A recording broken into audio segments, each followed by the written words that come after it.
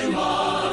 Koca şehrin çırağısan, azadlığın bayrağısan. Sen kurduğun teze hayat, halkımıza verdin nicat.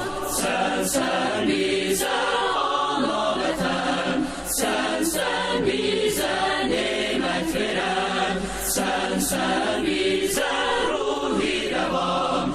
Yaşa yaşa Azerbaycan. Bundan sonra Azerbaycan bir özeyir rizvan olar.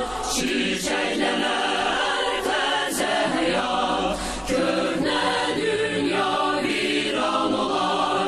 Yağı eğer koysa dedem, bağı bütün aldan olar. Sen kurduğun milli devlet, halkımıza verdi şöker.